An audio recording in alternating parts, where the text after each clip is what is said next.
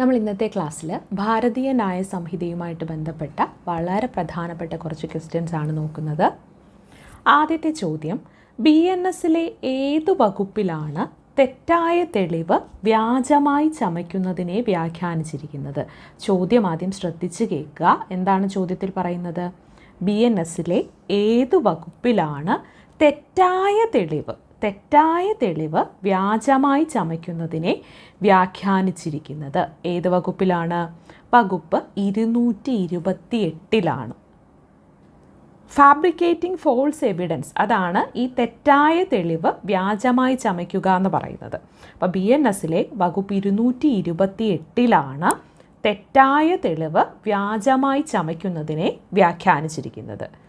ഒരു പൊതുസേവകൻ്റെ മുമ്പാകെ നിയമപരമായ നടപടികൾ നടക്കുമ്പോൾ ഏതെങ്കിലും രേഖയിലോ ഇലക്ട്രോണിക് രേഖയിലോ വ്യാജമായ എന്തെങ്കിലും രേഖപ്പെടുത്തുകയോ തെറ്റായ പ്രസ്താവന അടങ്ങിയ രേഖ ഉണ്ടാക്കുകയോ ചെയ്താൽ എന്താണ്? അത് ശിക്ഷാർഹമായിട്ടുള്ളൊരു കുറ്റമാണെന്ന് ഈ വകുപ്പ് പറയുന്നുണ്ട്. അപ്പോൾ BNSലെ വകുപ്പ് 228 തെറ്റായ തെളിവ് വ്യാജമായിട്ട് ചമയ്ക്കുന്നതിനെ വ്യാഖ്യാനിച്ചിരിക്കുന്നത്. BNSലെ വകുപ്പ് 249 വ്യാഖ്യാനിക്കുന്നത് എന്താണ്? BNSലെ വകുപ്പ് 249 വ്യാഖ്യാനിക്കുന്നത് കുറ്റവാളികളെ രക്ഷിക്കൽ. അതാണ് BNSലെ വകുപ്പ് 249 വ്യാഖ്യാനിക്കുന്നത്. എന്താണ് ഈ കുറ്റവാളികളെ രക്ഷിക്കൽ എന്ന് നോക്കാം നമുക്ക്. ഒരു കുറ്റകൃത്യം ചെയ്ത വ്യക്തിയെ നിയമപരമായ ശിക്ഷയിൽ നിന്ന് ഒഴിവാക്കാൻ വേണ്ടി അവർക്ക് ഒളിവിൽ താമസിക്കാൻ സൗകര്യം നൽകുകയോ അവരുടെ വിവരങ്ങൾ മറച്ചു വയ്ക്കുകയോ ചെയ്യുന്ന സാഹചര്യത്തിൽ ഈ ഒരു വകുപ്പാണ് നമ്മൾ ഉപയോഗിക്കുന്നത്. അപ്പോൾ BNSലെ വകുപ്പ് 249 വ്യാഖ്യാനിക്കുന്നത് കുറ്റവാളികളെ രക്ഷിക്കൽ എന്നതിനെയാണ്. BNSലെ വകുപ്പ് 270 എന്തിനെയാണ് വ്യാഖ്യാനിക്കുന്നത്? BNSലെ വകുപ്പ് 270 വ്യാഖ്യാനിക്കുന്നത് പൊതുശല്യം. എന്താണ് അങ്ങനെ പറയുമ്പോൾ ഒന്ന് നമുക്ക് നോക്കാം. പബ്ലിക് ന്യൂയിസൻസ് എന്ന് പറയില്ലേ, പൊതുശല്യം. BNSലെ സെക്ഷൻ 270 വ്യാഖ്യാനിക്കുന്നത് ഈ പൊതുശല്യം അല്ലെങ്കിൽ പബ്ലിക് ന്യൂയിസൻസ് ആണ് എന്ന കുറ്റത്തെ പറ്റിയിട്ടാണ്. പൊതുജനങ്ങൾക്കോ സമീപത്ത് താമസിക്കുന്ന ആളുകൾക്കോ പൊതുവായ പരിക്കോ അപകടമോ ശല്യമോ ഉണ്ടാക്കുന്ന ഏതൊരു പ്രവൃത്തിയും നിയമവിരുദ്ധമായ ഒഴിവാക്കലും പൊതുശല്യമായിട്ട് കണക്കാക്കുമെന്നാണ് പറയുന്നത് കേട്ടോ. അപ്പം BNSലെ വകുപ്പ് 270 പബ്ലിക് ന്യൂയിസൻസ് അല്ലെങ്കിൽ പൊതുശല്യത്തെ പറ്റിയിട്ടാണ് വ്യാഖ്യാനം നൽകുന്നത്. സർക്കാരിൻ്റെ നിയമം അനുസരിക്കാതെ ക്വാറന്റൈനിൽ നിന്ന് പുറത്തുപോയാൽ BNSലെ ഏതു വകുപ്പ് അനുസരിച്ചാണ് ശിക്ഷ ലഭിക്കുന്നത്? BNSൻ്റെ 273 വകുപ്പ് അനുസരിച്ചാണ് ശിക്ഷ ലഭിക്കുക. എന്താണ്? പകർച്ചവ്യാധികളൊക്കെ ഉണ്ടാകുന്ന സാഹചര്യത്തിൽ ക്വാറന്റൈൻ നിയമങ്ങൾ ലംഘിക്കുന്നവർക്കുള്ള ശിക്ഷയെക്കുറിച്ച് ഈ BNSൻ്റെ സെക്ഷൻ 273 പറയുന്നത്. ഈ നിയമം ബോധപൂർവം ലംഘിക്കുന്ന വ്യക്തികൾക്ക് 6 മാസം വരെ തടവ് ശിക്ഷയോ പിഴയോ ഒക്കെ ലഭിക്കാനുള്ള സാധ്യതയുണ്ട്. അപ്പോൾ സർക്കാരിൻ്റെ നിയമം അനുസരിക്കാതെ ക്വാറന്റൈനിൽ നിന്ന് പുറത്തു പോയാൽ BNSലെ 273 വകുപ്പ് അനുസരിച്ചാണ് ശിക്ഷ ലഭിക്കുന്നത്. BNSൻ്റെ ഏതു വകുപ്പിലാണ് തെറ്റായ തെളിവ് വ്യാജമായി ചമയ്ക്കുന്നതിനെ വ്യാഖ്യാനിച്ചിരിക്കുന്നത്? അത് 228 BNSൻ്റെ വകുപ്പ് 249 വ്യാഖ്യാനിക്കുന്നത് കുറ്റവാളികളെ രക്ഷിക്കലാണ്. BNSലെ വകുപ്പ് 270 എന്തിനെയാണ് വ്യാഖ്യാനിക്കുന്നത്? പൊതുശല്യം. അതാണ് വകുപ്പ് 270 വ്യാഖ്യാനിക്കുന്നത്. സർക്കാരിൻ്റെ നിയമം അനുസരിക്കാതെ ക്വാറന്റൈനിൽ നിന്ന് പുറത്തു പോയാൽ BNSലെ ഏത് വകുപ്പ് അനുസരിച്ചാണ് ശിക്ഷിക്കുന്നത്? 273 അനുസരിച്ചാണ് ശിക്ഷിക്കുന്നത്. അശ്രദ്ധമായി വണ്ടി ഓടിക്കുന്നതിനുള്ള IPCയിലെ വകുപ്പ് 279 സമാനമായ BNSലെ വകുപ്പ് ഏതാണ്? എന്താണ് ചോദ്യം? അശ്രദ്ധമായിട്ട് വണ്ടി ഓടിക്കുന്നതിന് IPC ഇന്ത്യൻ പീനൽ കോഡിലെ വകുപ്പ് 279. അതിന് സമാനമായിട്ട് ഭാരതീയ ന്യായ സംഹിതയിലെ വകുപ്പ് ഏതാണ്? 281. BNSലെ സെക്ഷൻ 281. പൊതുനിരത്തുകളിൽ മനുഷ്യജീവൻ അപകടമുണ്ടാക്കുന്ന തരത്തിൽ അശ്രദ്ധമായോ വാഹനം ഓടിക്കുന്നവർക്ക് പിഴ ചുമത്തുന്ന ഭാരതീയ ന്യായ സംഹിതയിലെ വകുപ്പാണ് സെക്ഷൻ 281. ഇത്തരക്കാർക്ക് 6 മാസം വരെ തടവോ 1000 രൂപ വരെ പിഴയോ അല്ലെങ്കിൽ ഇവ രണ്ടും ഒരുമിച്ചോ എന്താണ് ശിക്ഷയായിട്ടൊക്കെ ലഭിക്കാം. അപ്പോൾ വാഹനം ഓടിക്കുന്ന എല്ലാവരും ശ്രദ്ധിക്കുക.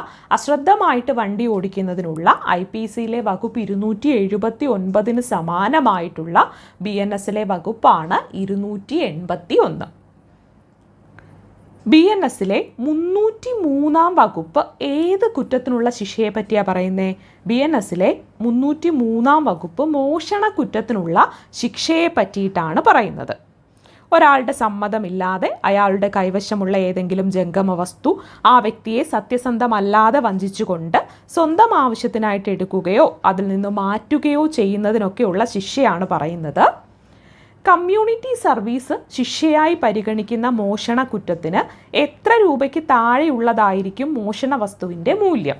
5000 രൂപയ്ക്ക് താഴെയൊക്കെയുള്ള ഒരാൾ മോഷ്ടിക്കുകയാണ്. ആ മോഷ്ടിച്ച വസ്തു അതിൻ്റെ മൂല്യം 5000 രൂപയ്ക്ക് താഴെയാണെങ്കിൽ കമ്മ്യൂണിറ്റി സർവീസ് എന്താണ് ശിക്ഷയായിട്ട് പരിഗണിക്കാറുണ്ട്. അപ്പോൾ അത് എത്ര രൂപയാണ് മോഷണ വസ്തുവിൻ്റെ മൂല്യം എന്ന് ചോദിച്ചാൽ 5000 ആണ്. BNSലെ വകുപ്പ് 304 ഏത് കുറ്റത്തെ പറ്റിയാണ് വ്യാഖ്യാനിക്കുന്നത്? BNSലെ വകുപ്പ് 304 തട്ടിപ്പറിക്കലാണ് എന്ന് പറയുമ്പോൾ ഈ വകുപ്പ് അനുസരിച്ച് എന്താണ് സ്നാച്ചിങ് എന്ന കുറ്റത്തെക്കുറിച്ചാണ് പറയുന്നത് അല്ലേ? നമ്മൾ മുൻപ് ഒരു ക്ലാസ്സിൽ ഇത് പറഞ്ഞിട്ടുണ്ടായിരുന്നു. ഇത് മോഷണത്തിൻ്റെ ഒരു രൂപമാണ്. ഇതിൽ കുറ്റവാളി ഒരു വ്യക്തിയുടെ കൈവശമുള്ള ജംഗമ വസ്തുക്കൾ പെട്ടെന്നോ ബലപ്രയോഗത്തിലൂടെയോ വേഗത്തിലോ ഒക്കെയാണ് പിടിച്ചെടുക്കുന്നത്. അപ്പോൾ അശ്രദ്ധമായിട്ട് വണ്ടി ഓടിക്കുന്നതിനുള്ള IPC 279 സമാനമായിട്ട് ഭാരതീയ ന്യായ സംഹിതയിലെ വകുപ്പാണ് 281. BNSലെ 303 ഏത് കുറ്റത്തിനുള്ള ശിക്ഷയെ പറ്റിയാണ് പറയുന്നത്? മോഷണ കുറ്റത്തിനുള്ള ശിക്ഷയെ പറ്റിയാണ്. കമ്മ്യൂണിറ്റി സർവീസ് ശിക്ഷയായി പരിഗണിക്കുന്ന മോഷണ കുറ്റത്തിന് എത്ര രൂപയ്ക്ക് താഴെയുള്ളതായിരിക്കും മോഷണ വസ്തുവിൻ്റെ മൂല്യം? 5000 രൂപയ്ക്ക് താഴെയുള്ളതായിരിക്കും. BNSലെ വകുപ്പ് 304 ഏത് കുറ്റത്തെ പറ്റിയാണ് വ്യാഖ്യാനിക്കുന്നത്? തട്ടിപ്പറിക്കലിനെയാണ് വ്യാഖ്യാനിക്കുന്നത്. ഒരാൾ മറ്റൊരാളെ പറ്റി അപകീർത്തിപ്പെടുത്തുന്ന തരത്തിലൊരു കാര്യം പറയുമെന്ന് പറഞ്ഞുകൊണ്ട് പൈസ കൊടുക്കണമെന്ന് ഭീഷണിപ്പെടുത്തിയാൽ അയാൾ ചെയ്യുന്ന കുറ്റം എന്താണ്? അത് ഞാൻ ഒന്നും കൂടി ഒന്ന് വിശദമായിട്ട് പറഞ്ഞു തരാം. ഇപ്പോൾ ഒരാൾ മറ്റൊരാളെ അപകീർത്തിപ്പെടുത്തുന്ന തരത്തിലുള്ള ഒരു കാര്യം പറയുമെന്നൊക്കെ പറഞ്ഞ് ഭീഷണിപ്പെടുത്തിക്കൊണ്ട് അയാളുടെ കയ്യിൽ നിന്ന് പണം വാങ്ങുകയാണ്. അങ്ങനെയാണെങ്കിൽ അയാൾ ചെയ്യുന്ന കുറ്റം എന്താണ്? അപഹരണമാണ്. കുറ്റം എന്താണ്? അപഹരണം. ഇപ്പോൾ A എന്ന് പറയുന്ന ഒരാൾ B എന്നൊരു വ്യക്തിയോട് പറയുകയാണ് Bയെ പറ്റിയുള്ള ഇത്രയും കാര്യങ്ങളൊക്കെ അയാൾ ചിലപ്പോൾ നിർമ്മിച്ചെടുത്ത കാര്യങ്ങളായിരിക്കാം, എന്തായിരിക്കാം, ആ Bയെ പറ്റിയുള്ള കാര്യങ്ങൾ ഞാൻ മറ്റുള്ളവരോടെല്ലാം പറയും. അത് പറയണ്ടെങ്കിൽ നിങ്ങൾ എനിക്ക് എത്രയാണ് 5 ലക്ഷം രൂപ തരണം എന്നേ Bയോട് പറയുകയാണെങ്കിൽ ആ കുറ്റം എന്താണ്? അപഹരണമാണ്. BNSലെ 309 വകുപ്പ് ഏത് കുറ്റത്തെ പറ്റിയാണ് പറയുന്നത്? BNSലെ 309 കൊള്ളയെ പറ്റിയാണ് പറയുന്നത്. ബലപ്രയോഗം അല്ലെങ്കിൽ തൽക്ഷണ മരണത്തിനുള്ള ഭയം അല്ലെങ്കിൽ തെറ്റായ നിയന്ത്രണം എന്നിവ ഉപയോഗിച്ച് മോഷണം നടത്തുന്നതിനെയാണ് പൊതുവെ നമ്മൾ കവർച്ചയായിട്ട് നിർവചിക്കാറുള്ളതല്ലേ. അപ്പം അതുപോലെ കൊള്ളയെ പറ്റിയാണ് BNSലെ 309 വകുപ്പ് പറയുന്നത്. എന്താണ്? കൊള്ളയെ പറ്റി. BNSലെ ഏതു വകുപ്പാണ് അന്യായമായി ഭൂസ്വത്ത് കൈക്കലാക്കലിൻ്റെ ശിക്ഷയെ പറ്റി പറയുന്നത്? അതിനു മുൻപ് ഒരു കാര്യം പറയട്ടെ. BNSലെ 309 വകുപ്പ് എന്ന് പറയുമ്പോൾ കവർച്ചയെക്കുറിച്ചുള്ളതാണ്. ഇത് മോഷണത്തിൻ്റെയോ കൊള്ളയടിക്കലിൻ്റെയോ ഒക്കെ അക്രമ സ്വഭാവത്തെയാണ് സൂചിപ്പിക്കുന്നത് കേട്ടോ. ബലപ്രയോഗം, ഭീഷണി അല്ലെങ്കിൽ തൽക്ഷണ മരണത്തിനുള്ള ഭയം തുടങ്ങിയവ ഉപയോഗിച്ചുകൊണ്ട് സ്വത്ത് തട്ടിയെടുക്കുന്നതിനെയാണ് ഇത് നിർവചിക്കുന്നത്. IPCയിലാണെങ്കിൽ ഇത് സെഷൻ 390, 392, 393, 394 എന്നിവയ്ക്കൊക്കെ ഈ വകുപ്പുകൾക്കൊക്കെ പകരമായിട്ടൊക്കെയാണ് നമ്മൾ 309 പറയുന്നത്. BNSലെ ഏതു വകുപ്പാണ് അന്യായമായി ഭൂസ്വത്ത് കൈക്കലാക്കലിൻ്റെ ശിക്ഷയെപ്പറ്റി പറയുന്നത്? BNSലെ 314 വകുപ്പിലാണ് അന്യായമായിട്ട് ഭൂസ്വത്ത് കൈക്കലാക്കുന്നതിൻ്റെ ശിക്ഷയെപ്പറ്റി പറയുന്നത്. 314 അത് ജംഗമ വസ്തുക്കളുടെ സത്യസന്ധമല്ലാത്ത ദുരുപയോഗം എന്ന കുറ്റകൃത്യത്തെയാണ് പ്രതിപാദിക്കുന്നത്. ഇത് മറ്റൊരാളുടെ സ്വത്ത് അറിഞ്ഞും അനുവാദമില്ലാതെയും സ്വന്തം ആവശ്യത്തിനായിട്ട് ഉപയോഗിക്കുകയോ പരിവർത്തനം ചെയ്യുകയോ ചെയ്യുന്നതിനെയൊക്കെയാണ് BNSലെ സെഷൻ 314 പറയുന്നത് കേട്ടോ. BNSലെ 317 വകുപ്പ് എന്തു വാങ്ങുന്നതും കൈവശം വയ്ക്കുന്നതിനെയും കുറിച്ചാണ് പറയുന്നത്. മോഷണ മുതൽ വാങ്ങുന്നതിനെയും കൈവശം വെക്കുന്നതിനെയും കുറിച്ചാണ് BNSന്റെ 317 വകുപ്പ് പറയുന്നത്. അതായത് BNS സെഷൻ 317 പ്രകാരമുള്ള മോഷ്ടിച്ച സ്വത്ത് കൈവശം വയ്ക്കുന്നതിനെ പറ്റിയാണ്. നിയമപരമായി അധികാരമില്ലാതെ സ്വത്ത് മോഷ്ടിച്ചതാണെന്ന് അറിഞ്ഞോ അല്ലെങ്കിൽ അങ്ങനെ വിശ്വസിക്കാൻ കാരണമുള്ള സാഹചര്യങ്ങളിലോ സ്വീകരിക്കുന്നതും കൈവശം വയ്ക്കുന്നതും ഈ വകുപ്പ് അനുസരിച്ച് എന്താണ്? കുറ്റകരമാണ്. ഏതെങ്കിലും ഒരാൾ ശവസംസ്കാര സ്ഥലത്ത് അതിക്രമിച്ചു കടന്നാൽ ഏത് വകുപ്പ് അനുസരിച്ചാണ് ശിക്ഷിക്കുന്നത്? BNS 301 അനുസരിച്ചാണ്. BNS സെഷൻ 301 ശ്മശാന സ്ഥലങ്ങളിലോ ആരാധനാലയങ്ങളിലോ അതിക്രമം നടത്തുകയോ മൃതദേഹങ്ങളെ അനാദരിക്കുകയോ ശവസംസ്കാര ചടങ്ങുകൾ നടത്തുന്നവരെ ശല്യപ്പെടുത്തുകയോ ചെയ്യുന്ന കുറ്റകൃത്യത്തെയാണ് കൈകാര്യം ചെയ്യുന്നത്. അപ്പോൾ ശവസംസ്കാര സ്ഥലത്ത് അതിക്രമിച്ചു കടന്നാൽ ഏത് വകുപ്പ് അനുസരിച്ചാണ് ശിക്ഷിക്കുന്നത്? 301 BNSലെ സെഷൻ 301 അനുസരിച്ചാണ് ശിക്ഷിക്കുന്നത്. BNS വകുപ്പ് 318 എന്താ പറയുന്നത്? എന്തിനുള്ള ശിക്ഷയെ പറ്റിയാണ് പറയുന്നത്? BNSന്റെ വകുപ്പ് 318 വഞ്ചനയ്ക്കുള്ള ശിക്ഷയെ പറ്റിയാണ് പറയുന്നത്. BNSന്റെ വകുപ്പ് 318 വഞ്ചനയ്ക്കുള്ള ശിക്ഷയെ പറ്റിയാണ്. മറ്റൊരാളെ കബളിപ്പിച്ച് സ്വത്ത് കൈമാറാൻ പ്രേരിപ്പിക്കുകയോ വഞ്ചനാപരമായ പ്രവൃത്തിയിലൂടെ ധനനഷ്ടം വരുത്തുകയോ ചെയ്യുന്നതിനെക്കുറിച്ചൊക്കെ ഈ ഒരു വകുപ്പാണ് സംസാരിക്കുന്നത്. BNSലെ 329 വകുപ്പ് വ്യാഖ്യാനിക്കുന്നത് എന്താണ്? വീട്ടിൽ അതിക്രമിച്ചു കടക്കലിനെയാണ്. BNSലെ വകുപ്പ് 329 വീട്ടിൽ അതിക്രമിച്ചു കടക്കലാണ്. ക്രിമിനൽ അതിക്രമവും ഭവന അതിക്രമവും കൈകാര്യം ചെയ്യുന്ന വകുപ്പാണ് ഈ സെഷൻ 329. മറ്റൊരാളുടെ വസ്തുവകകളിൽ നിയമവിരുദ്ധമായിട്ട് പ്രവേശിക്കുന്നതും അവിടെ തുടരുന്നതും പ്രത്യേകിച്ച് ഭീഷണിപ്പെടുത്തുകയോ അപമാനിക്കുകയോ ശല്യപ്പെടുത്തുകയോ ചെയ്യുക എന്ന ഉദ്ദേശത്തോടെ ചെയ്യുന്നതിനെയൊക്കെ എന്താണ്? BNSന്റെ സെഷൻ 329 വ്യാഖ്യാനിക്കുന്നത്. ചില കുറ്റകൃത്യങ്ങളിലെ ഇരകളുടെ വ്യക്തിവിവരം വെളിപ്പെടുത്തുന്നതിന് BNSലെ ഏത് വകുപ്പ് പ്രകാരമാണ് ശിക്ഷ നൽകുന്നത്? 72 വകുപ്പ് പ്രകാരമാണ് ശിക്ഷ നൽകുന്നത്. എന്താണ്? ചില കുറ്റകൃത്യങ്ങളിലെ ഇരകളുടെ വ്യക്തിവിവരം വെളിപ്പെടുത്തുന്നതിന് BNSന്റെ ഏത് വകുപ്പ് പ്രകാരമാണ് ശിക്ഷ? 72 വകുപ്പ് പ്രകാരമാണ് ശിക്ഷ. അതായത് ബലാത്സംഗം, ലൈംഗിക അതിക്രമം തുടങ്ങിയ ചില കുറ്റകൃത്യങ്ങൾക്ക് ഇരയായ വ്യക്തിയുടെ ഐഡൻറ്റിറ്റി വെളിപ്പെടുത്തുന്നത് തടയുന്നുണ്ട് ഈ 72 വകുപ്പ് അനുസരിച്ച്. ഇത് ഇരയുടെ സ്വകാര്യതയും അന്തസ്സും സംരക്ഷിക്കാൻ വേണ്ടി ലക്ഷ്യമിടുന്നതാണ്.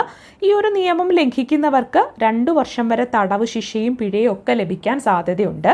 അപ്പോൾ ചില കുറ്റകൃത്യങ്ങളിലെ ഇരകളുടെ വ്യക്തിവിവരം വെളിപ്പെടുത്തുന്നതിന് BNSന്റെ 72 വകുപ്പ് അനുസരിച്ചാണ് ശിക്ഷ ലഭിക്കുന്നത്. മേലുദ്യോഗസ്ഥന്റെ നിർദ്ദേശപ്രകാരം ഒരു പട്ടാളക്കാരൻ ശത്രു രാജ്യത്തെ സൈനികനെ വധിക്കുന്നത് കുറ്റകരമല്ലാത്തത് BNSന്റെ ഏത് വകുപ്പ് പ്രകാരമാണ്? 14 വകുപ്പ് പ്രകാരമാണ്. എന്താണ്? മേലുദ്യോഗസ്ഥന്റെ നിർദ്ദേശപ്രകാരം നമ്മുടെ രാജ്യത്തെ ഒരു പട്ടാളക്കാരൻ എന്താണ്? ശത്രു രാജ്യത്തെ സൈനികനെ വധിക്കുന്നത് കുറ്റകരമല്ലാത്തത് BNSന്റെ 14 വകുപ്പ് പ്രകാരമാണ്. ക്ലിയർ ആയല്ലോ? 14 വകുപ്പ് പ്രകാരമാണ്. നിയമം വഴി നൽകിയിട്ടുള്ള ഏതെങ്കിലും അധികാരം വിനിയോഗിക്കുമ്പോൾ ആര് ചെയ്യുന്ന ഒന്നും കുറ്റകൃത്യമല്ല എന്നാണ് BNSന്റെ സെഷൻ 15 പറയുന്നതെന്നറിയാമോ?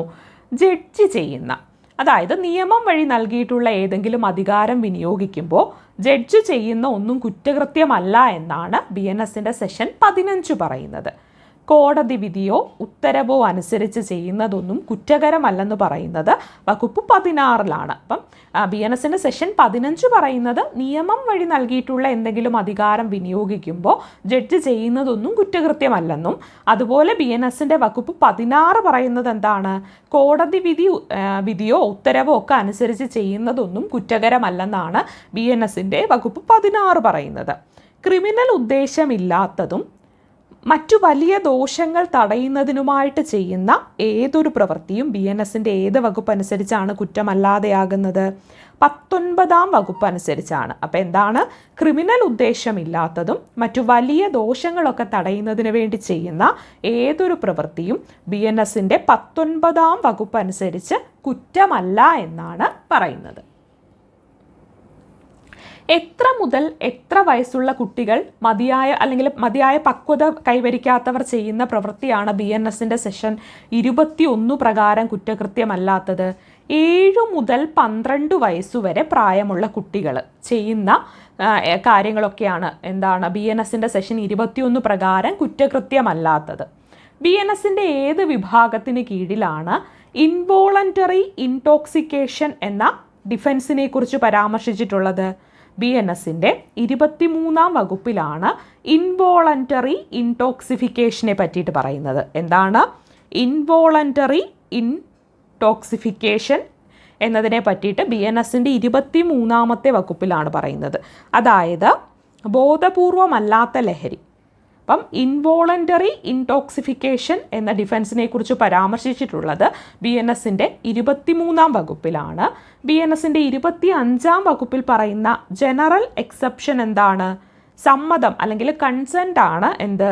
BNSന്റെ 25-ാം വകുപ്പിൽ പറയുന്ന ജനറൽ എക്സെപ്ഷൻ എന്താണ്? സമ്മതം അല്ലെങ്കിൽ കൺസെൻ്റ് ആണ്. അപ്പം ഇത്രയും ക്വസ്റ്റ്യൻസ് ആണ് നമ്മൾ ഭാരതീയ ന്യായ സംഹിതയുമായിട്ട് ബന്ധപ്പെട്ട് ഇന്ന് നോക്കുന്നത്. വളരെ ഇമ്പോർട്ടൻ്റ് ആയിട്ടുള്ള ക്വസ്റ്റ്യൻസ് ആണ്.